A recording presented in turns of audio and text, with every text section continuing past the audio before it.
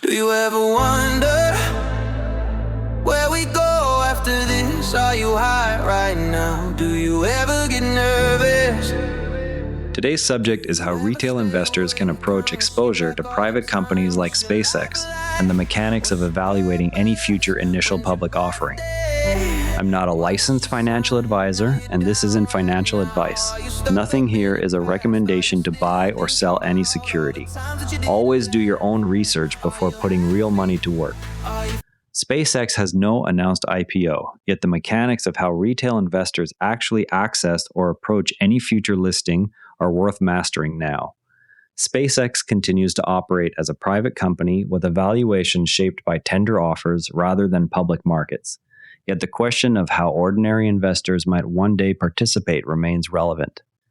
This episode examines the current state of SpaceX exposure options alongside the broader, reusable process for evaluating any IPO. By the end, listeners will understand the realistic paths available today and carry a disciplined checklist for assessing newly public companies in either Canadian or US accounts. SpaceX was founded in 2002 and has grown into a major private aerospace firm whose Starlink satellite constellation now generates the majority of its revenue through broadband services, while the core launch business supplies launch capacity and government contracts. The company has raised successive rounds of private capital and conducted periodic tender offers that allow existing shareholders to sell shares to new investors at negotiated prices. These tenders have produced reported valuations in the range of $200 billion or higher in recent years, though exact figures fluctuate with each transaction and remain non-public. Elon Musk has repeatedly stated a preference for keeping the company private to avoid quarterly reporting pressures and short-term market demands. No formal IPO registration or pricing has been announced as of late May 2026, making any discussion of a public listing speculative. Retail investors therefore face two distinct questions: how to gain any exposure while the firm stays private, and how to approach an eventual public offering if one occurs. The second question applies far beyond SpaceX and forms the reusable framework that occupies the second half of this episode. Traditional IPOs involve a company filing an S-1 registration statement with the SEC, selecting underwriters who market the shares through a roadshow, and ultimately pricing the offering after collecting indications of interest from institutional buyers. The first day pop often occurs because the offering price is set conservatively to ensure the deal clears, leaving room for immediate trading gains once public supply and demand take over.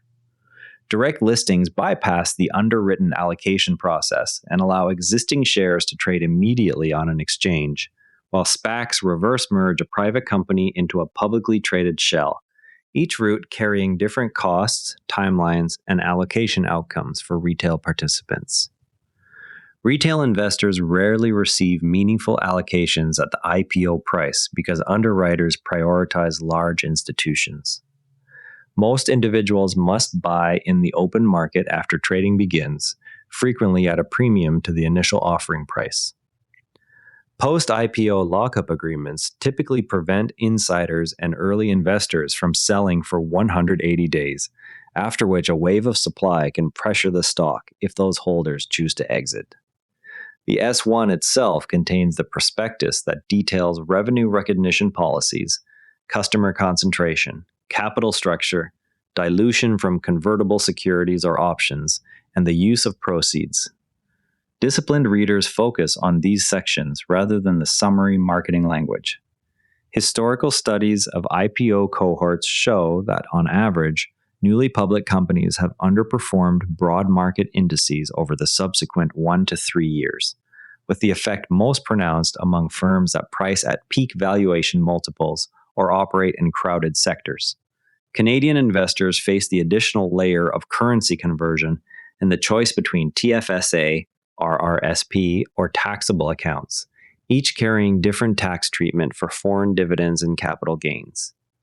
Platforms that facilitate pre-IPO access, such as Forge Global or EquityZen, generally require accredited investor status and impose minimum investments that place them out of reach for most retail participants. Funds or holding companies that carry SpaceX stakes exist, but often trade at premiums or discounts to net asset value and may carry their own liquidity restrictions. Waiting for a public listing, if one materializes, therefore remains the most straightforward route for the majority of individual investors. A disciplined investor begins by confirming whether any IPO candidate meets basic criteria of revenue visibility, a credible path to sustained free cash flow, and a share structure that limits excessive dilution. Before committing capital, the same investor reviews the S1 for related party transactions, insider ownership percentages, and the size of the lockup overhang relative to daily trading volume. Account selection follows. A TFSA or RRSP may suit longer-term Canadian holdings where contribution room exists, while a taxable account offers loss harvesting flexibility if the position is held only briefly. Retail platforms such as Interactive Brokers, Questrade, or Wealthsimple allow post-IPO purchases in either CAD or USD, yet none provide allocation at the offering price. The investor then asks whether the current valuation already prices in optimistic growth assumptions and whether comparable public companies trade at materially lower multiples. Common mistakes include chasing the first day pop without reviewing lockup expiration dates, ignoring currency risk on US listed names, or treating an IPO as inherently different from any other equity purchase. The framework generalizes. Apply the same revenue quality and dilution screens to every newly public company, regardless of sector or headline appeal, and consider a waiting period of several quarters to observe post-lockup trading behavior and earnings delivery. This approach treats IPOs as one subset of equity opportunities rather than a distinct asset class requiring special rules. The strongest bull case for any high-profile listing rests on the possibility that early revenue traction and technological leadership translate into durable market share. Yet historical base rates show many such companies later face margin compression or competitive response once public scrutiny increases. The bear case highlights the documented tendency of IPOs to underperform in the years after listing, driven by both initial overoptimism and the eventual release of locked-up shares. Private market platforms carry their own frictions. Accreditation requirements, high minimums, wide bid-ask spreads, and the risk that the platform itself faces liquidity or regulatory issues all come into play. Even if SpaceX eventually lists, the timing, pricing, and lockup terms remain unknown, so any current exposure through indirect vehicles carries basis risk relative to a future public share price. Currency movements between CAD and USD add another layer of volatility for Canadian investors holding US securities. None of these considerations constitute a prediction. They simply illustrate that the range of outcomes is wide and that past cohort performance offers only probabilistic guidance rather than certainty.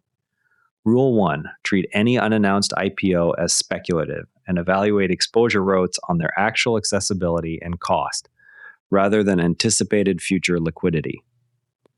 Rule 2. Read the S1 for revenue concentration, dilution mechanics, and lockup size before considering any post-IPO purchase. Rule 3. Default to waiting several quarters after listing to observe trading behavior once insiders can sell. Rule 4. Apply the same account type and position sizing discipline used for any equity, recognizing that IPOs carry no special exemption from ordinary market risk. Watch for the next concrete filing of an S1 by a company with meaningful private market visibility. That document will provide the first verifiable dataset on which to test the framework. The show returns to its regular daily markets coverage next episode. Thanks for listening to Modern Investing Techniques. This episode used AI voice synthesis of my voice. Editorial selection and analysis are my own. Do you ever wonder where we go after this? Are you high right now? Do you ever get nervous? Do you ever stay awake, counting sheep like all the time? What's your life like? What's your purpose? When's your birthday? What's your sign? Are you down right now? Are you stuck up in the past? Are you still thinking about all the times that you didn't laugh?